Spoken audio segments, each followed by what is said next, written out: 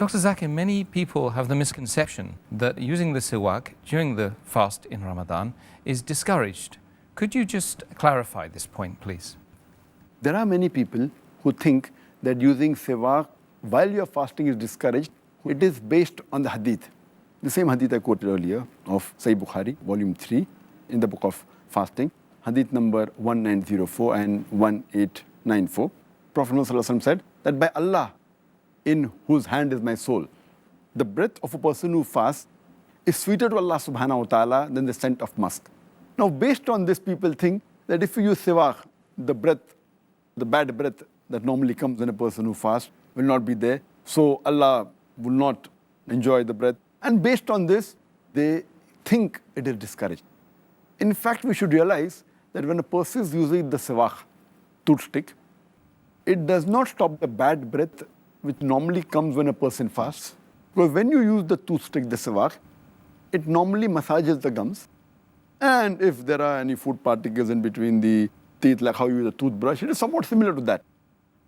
The bad breath of fasting comes from the stomach because no food enters the stomach.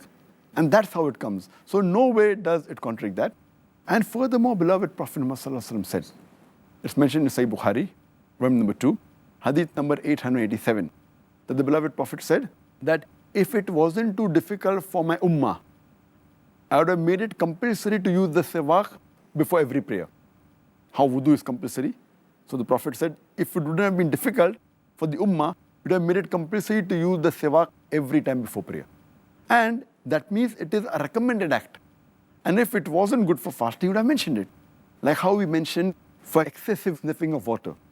Hadith of Abu Dawud, volume number 2, hadith number 2360, where our beloved Prophet said that sniff water excessively through your nose while doing ablution, except while fasting.